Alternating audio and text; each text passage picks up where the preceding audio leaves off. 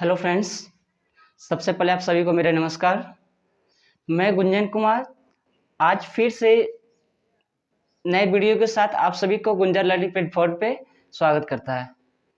सबसे पहले तो मैं आप लोग से माफ़ी मांगता हूँ कि ये तो आप लोग जानते हैं कि दीपावली का समय चल रहा था, तो ये हम लोग दीपावली का एंजॉय करने में 2-4 दिन वीडियो नहीं आ पाया था। ठीक है, आप भी अपने फैमिली के साथ एंजॉय कर रहे हैं और हम लोग भी दीपावली का एंजॉय ले रहे थे। तो आज फिर से नए वीडियो के साथ हम लोग नए वीडियो पे आए हैं, चैनल पे आए हैं।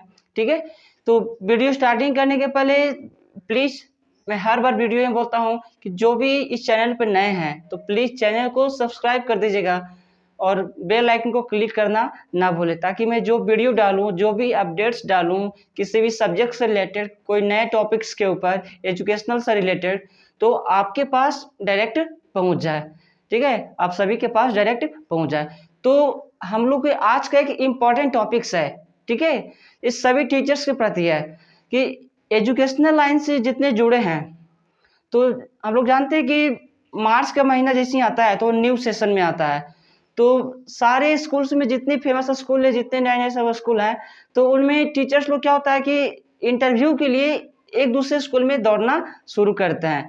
हर स्कूल में टीचर्स का इंटरव्यू का जो फाइलिंग पेज होता है वो काफ़ी बड़ा हो जाता है। टीचर का वहाँ पे एंट्री लेते रहते हैं, वहाँ पे इंटरव्यू देते। तो आज हम लोग जो डिस्कशन करने वाले हैं ना कि ये हमें कोई और बोला था वीडियो चलाने के लिए, तो मैं इसलिए चला रहा हूँ। ठीक है, तो आज का मेरा टॉपिक क्या है कि वीडियो किसके ऊपर मैं बनाने जा रहा हूँ। एक टीचर को ये होता है कि अपने सब्जेक्ट से रिलेटेड, ठीक है, वो अच्छी खासी डिग्री प्राप्त कर लेता है। ठीक है, लेकिन उसको एक क्या होता है, रिस्पॉन्स मिलता है कि किसी स्कूल में ढुकता है तो वो वहाँ से नेगलेक्ट हो जाता है। ठीक है, ऑफिस इंटरव्यू पास भी कर जाता है तो इन द क्लास, जब क्लास में इंटर करता है तो डेमो क्लास में वो क्या होता है, नेगलेक्ट हो जाता है, छट जाता है। तो हमें हमारे पीछे बैकग्राउंड क्या है, हमें क्या, हमारे इन साइड में क्या है निगेटिव्स कि वहाँ तक हम पहुँच नहीं पाते हैं। तो आज इस वीडियो के माध्यम से इसके बारे में थोड़ा डिटेल जानते हैं कि क्या है। ठीक है, तो सबसे पहले मैं आपको ये बता रहा हूँ कि आपके पास डिग्री है। ठीक है, आप डिग्री ले चुके हो तो ये आपको पता है कि किसी भी कंपनी में आप जाते हैं, ठीक है, तो वो जो डिग्री है वो आपको इंटर करने में, अंदर घुसने में आपको काम आता है। ठीक है, लेकिन अंदर में जो सिस्टम चल रहा है, अंदर में जो फंक्शन चल रहा है, उसके बारे में आपके पास क्या नॉलेज है, ठीक है, वो वहाँ पे आपको काम आने वाला है। अपने अपने स्टडी के दौरान डिग्री आपने उस समय तो प्राप्त कर लिया, लेकिन आपके पास प्रैक्टिकल कॉन्सेप्ट नहीं है, ठीक है, प्रेजेंटेशन सा स्किल नहीं है, उसके वजह से आप छट जाते हैं। तो वर्कर लोग या कंपनी वगैरह में आप इंटर करते हैं तो वहाँ तो क्या होता है कि आपको ट्रेनिंग सेशन में रख दिया जाता है, लेकिन एजुकेशन लाइन में, स्कूल में ऐसा नहीं चलता है, बिल्कुल नहीं। क्यों? क्योंकि वहाँ पे बच्चे के ऊपर प्रभाव पड़ता है। तो एक चीज ध्यान दीजिएगा, जो आपके जो डिग्री होता है ना, वो एजुकेशन लाइन में, स्कूल में, वो जिस तरह से एक ताला को खोलने के लिए चाबी की जरूरत पड़ता है, तो वही आपको अंदर घुसने के लिए काम आता है। क्या? वो आपका डिग्री। याद रखिएगा, जिस तरह से एक ताला को खोलने के लिए चाबी की जरूरत पड़ता है, ठीक है, किसी कंपनी में ढुकने के लिए, कि उस कंपनी में जाने के लिए क्या हम मेरे पास होना चाहिए, वो उन लोग ऑलरेडी बताया था। तो वही आपकी डिग्री है आपका, लेकिन अंदर जाने के बाद आपके पास क्या होना चाहिए वो नहीं है, तो उसके वजह से छट जाते हैं।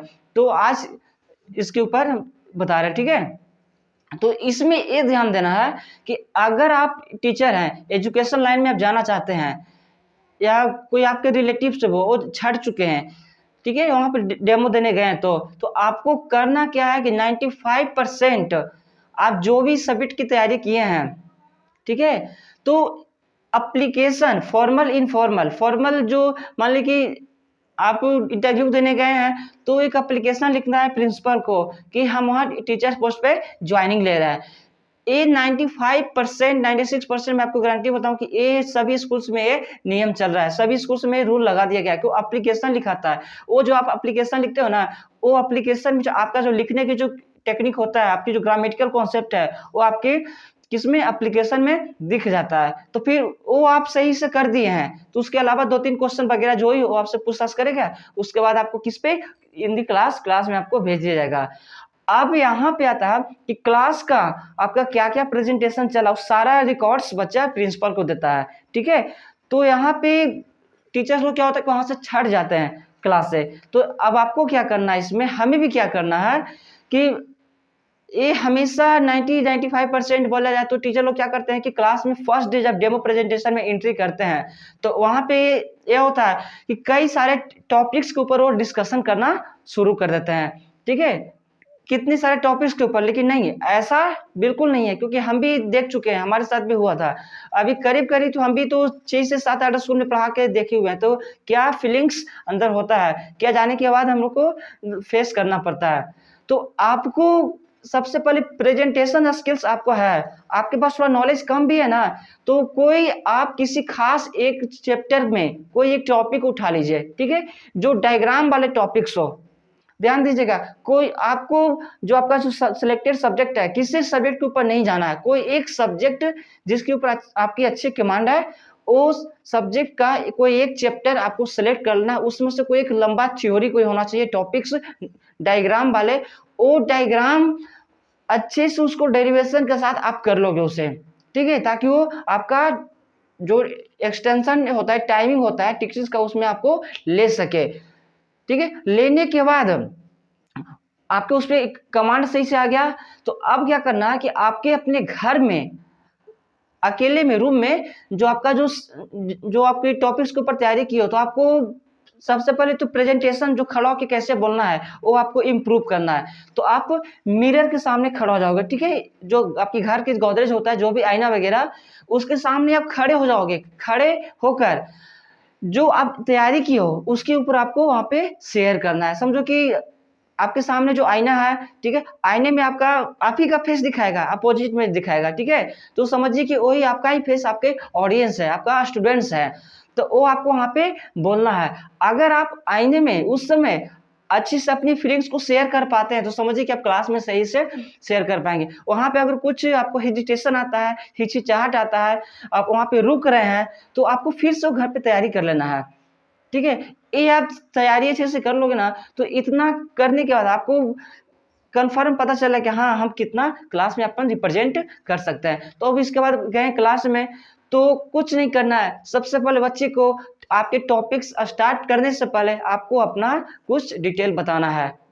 5-6 लाइन में आप इतना शेयर कर दिए बच्चों के साथ, तो उनकी माइंड में ना कुछ पॉजिटिव थिंकिंग बैठना शुरू हो जाएगा। और जो आपके पास 40 मिनट्स, 50 मिनट्स या 1 आवर का जो पीरियड होता है, उस पीरियड में जो आप सिलेक्टेड टॉपिक्स आपका है, उसके ऊपर आपको क्या करना है, सिर्फ उसके ऊपर ही आपको डिस्कशन करना है। सबसे पहले आप गए ना, तो आपको डायग्राम ड्रॉ कर देना है, ठीक है। अब डायग्राम ड्रॉ किए, सारा उसका आप मेंशन कर दीजिए, ठीक है, पूरा आपका जो जितना जो इंडिकेशन पॉइंट्स होता है जिस डायग्राम के ऊपर तैयारी की हो, वो आपको सारे मेंशन कर देना उसमें। याद रखिएगा, वो आपकी जो फर्स्ट डे जो प्रेजेंटेशन रहेगा, आपको फर्स्ट डे डेमो रहेगा, उस डेमो में आप जो घर पे तैयारी किए हो, जो डायग्राम के ऊपर, जो टॉपिक के ऊपर, उस टॉपिक के अलावा कोई और अदर वर्ड्स आपको वहां पे शेयर नहीं करना है, नहीं लाना है।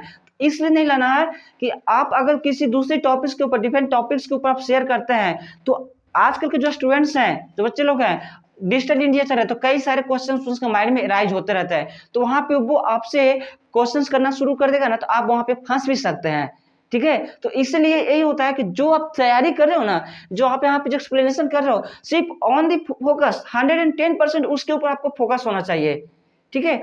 किससे भी एक्स्ट्रा वर्ड वहां पर नहीं लाना है। आपको कोशिश करना है कि हम इसके ऊपर इतना स्ट्रॉन्ग प्रेजेंटेशन करें ना कि बच्चे के माइंड में वो पूरे कॉन्सेप्ट आए, क्लियर हो जाए, ठीक है, वहां पे उसको भर दे उसके माइंड में, ताकि कोई और भी फीलिंग्स उसके पास नेगेटिव नहीं आए, ठीक है।